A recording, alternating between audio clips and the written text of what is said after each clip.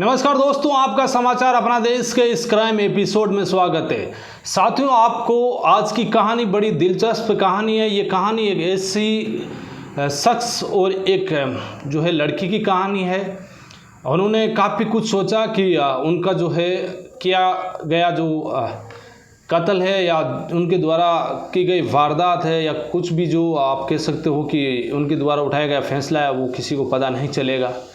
लेकिन आखिरकार दोनों ही पकड़े गए और फिर इस कहानी में जिस तरह से जो ट्विस्ट आया, ये पूरी कहानी आप समाचार अपना देश पर ज़रूर सुने।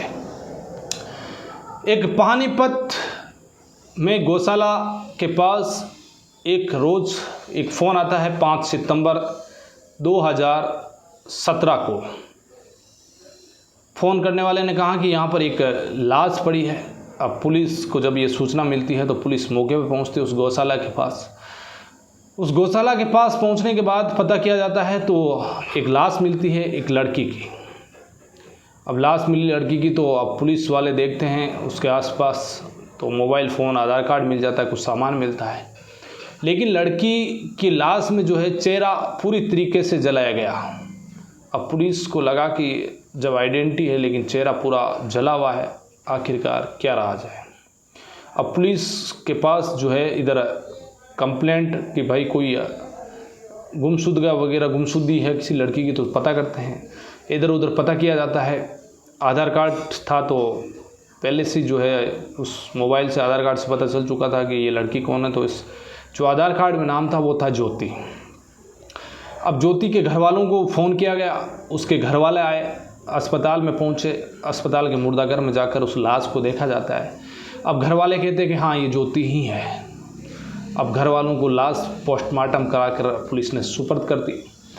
पुलिस ने लाश सुपर्द करने के बाद घर वाले उसे ले जाते हैं। इधर पुलिस के पास एक कंप्लेंट आती है एक लड़की की और मिसिंग रिपोर्ट, और उसका नाम सिमरन। अब उसके घर वाले भी जो है काफ़ी परेशान, लगातार इधर उधर ढूंढ रहे हैं लेकिन कुछ भी पता नहीं चल रहा है। अब 6 तारीख को जो है उस लाश का अंतिम संस्कार कर दिया जाता है।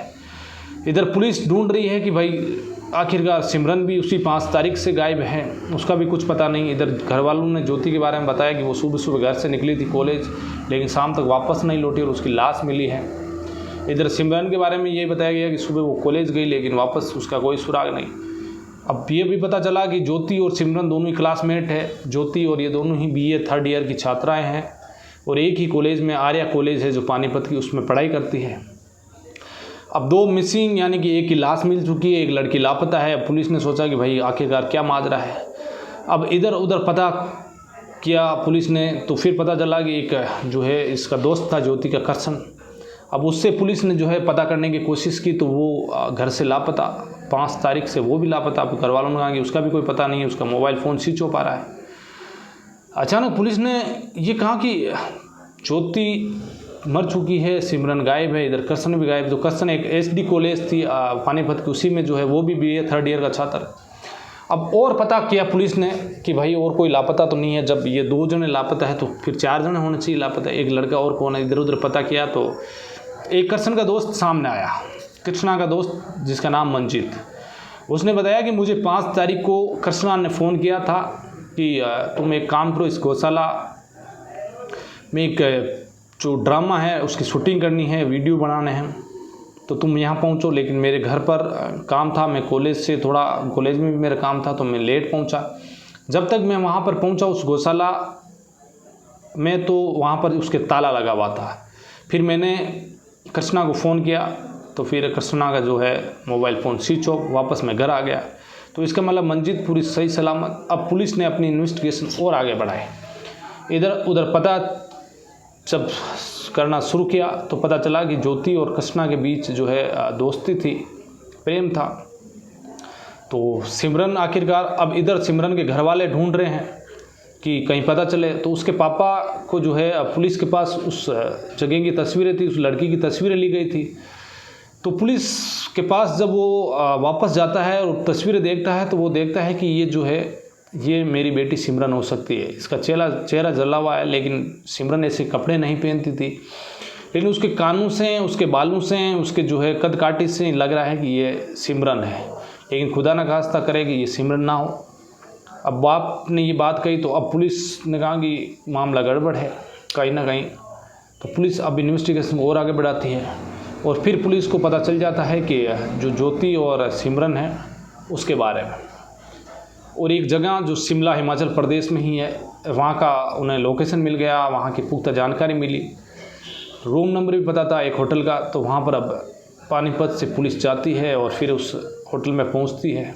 होटल में पहुँचने के बाद उन्हें रूम नंबर का पता था, उस रूम पर पहुँचते हैं, बेल बजाई जाती है। जैसे ही गेट खोला जाता है पुलिस को देखकर ज्योति और कृष्णा दोनों हैरान। इधर सामने ज्योति थी, उसकी तस्वीर पहले ही जो है घर वालों से ले चुकी थी पुलिस।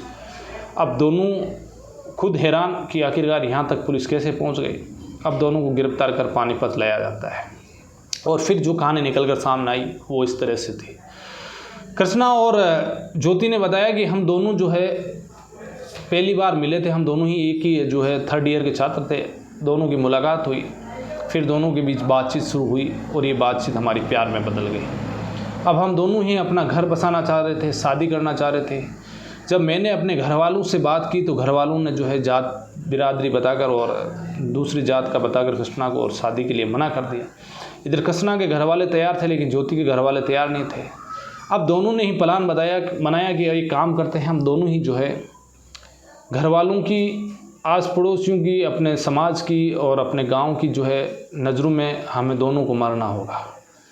तो ज्योति ने कहा कैसे, कि अब एक काम करो कि हम दोनों को ही एक ऐसे शख्स को मारना है जो हमारे कद काठी का हो, और इसीलिए जब वो मर जाएंगे और उनके पास आधार कार्ड वगैरह होगा तो हम अपनी पहचान छुपाकर एक नई पहचान के साथ कहीं दूसरी जगह चले जाएंगे, जिससे कि हमारे घर वालों को भी नहीं पता चलेगा। अब दोनों ने प्लान बनाया। इधर प्लान बनाया तो ज्योति की जो दोस्त सिमरन, वो ज्योति की ही कद काठी की, उसी की तरह थी उसका शरीर और उसकी खास मित्र थी। तो इन्होंने कहा एक काम करते हैं कि तुम ज्योति को ले आओ, इसको सिमरन को ले आओ, और मैं जो मेरा दोस्त मंजीत है वो भी मेरा अच्छा दोस्त है, वो मेरे साथ पढ़ता है, वो मेरे कद काठी का है। फिर 5 सितंबर को इन्होंने सुबह जो है सिमरन को कहा कि एक काम करो, वहाँ पर एक शूटिंग चल रही है, जहाँ पर ड्रामा चल रहा है, वहाँ पर चलते हैं, हम देखते हैं। तो सिमरन को ये नहीं पता था कि मेरे साथ ये होगा, तो वो उसके साथ वहाँ पहुँचती है, पहले से कृष्णा तैयार।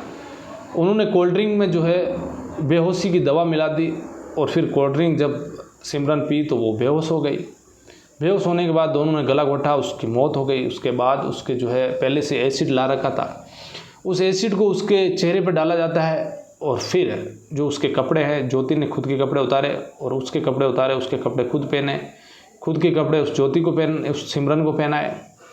इसके बाद उन्होंने काफ़ी देर तक मंजीत का इंतज़ार किया, कृष्णा ने और ज्योति ने, लेकिन मंजीत उस टाइम पहुंचा नहीं, क्योंकि उसकी जो ज़िंदगी लिखी हुई थी तो वो पहुंचा नहीं। तो बार बार इधर कृष्णा ने फ़ोन भी किया, लेकिन वो कह रहा कि मैं लेट हो रहा हूँ, इधर एक मर्डर कर चुके हैं पहले से सिमरन का। दोनों घबरा गए। इसके बाद इन्होंने कहा कि यहाँ से निकलने में फ़ायदा नहीं, तो पकड़े जाएंगे। इन्होंने अपना आधार कार्ड ज्योति का और मोबाइल फ़ोन वहीं रखा और दोनों ही जो है शिमला के लिए निकल गए। तो एक बेगुनाह लड़की जिसकी मौत की जिम्मेदार ये हुई। इसके बाद ये जो है मामला कोर्ट में पेश किया गया, दोनों को जेल भेज दिया गया। कुछ ही दिनों के बाद जो है इधर जो कृष्णा था उसको टीबी हो गई। टीबी होने के बाद उसकी जेल में मौत हो गई। उसके बाद बची ज्योति, जिसने कई अरमान देखे थे कि मैं और कृष्णा साथ रहेंगे। लेकिन 29 मार्च 2023 को सेशन कोर्ट पानीपत के जो निचली कोर्ट है उसका फैसला आया और इस फैसले में ये कहा गया कि एक खुद के लिए ही जो है खुद को मरा हुआ दिखाकर और दूसरी लड़की की जो बेगुनाह थी उसकी जान ली गई। तो इस कत्ल के आरोप में जो ज्योति है उसको ताउम्र जेल में रहने की जो है सज़ा सुनाई गई, यानी कि वो मरते दम तक जेल में ही रहना है, यानी कि उसे उम्र कैद की सज़ा सुनाई गई। तो इस कहानी में यह पहलू निकल कर आया कि ज्योति और कृष्णा ने जो है अपनी खुद की पहचान छुपाने के लिए 2 मर्डर प्लान किए थे, लेकिन मंजीत की किस्मत अच्छी थी कि वो उस दिन टाइम पर नहीं पहुंचा और वो बच गया। लेकिन सिमरन जब ज्योति के साथ आई तो उसकी जो है इन दोनों ने मिलकर कत्ल कर दिया। इधर घर वालों ने भी कभी ये नहीं सोचा कि ज्योति जो है इतनी दिमाग से शातिर निकलेगी और अपनी ही जो घर वालों को गच्चा देकर या सिमरन के माँ बाप को गच्चा देकर वो सिमरन की कातिल बनेगी, कभी किसी ने नहीं सोचा। लेकिन आज की कहानी से बहुत बड़ी सीख मिलती है, हमेशा ही सावधान रहें, अलर्ट रहें, क्राइम से बचिए। तो आज की कहानी में बस इतना ही, फिर किसी कहानी में आपसे मुलाकात होगी। तब तक के लिए जय हिंद।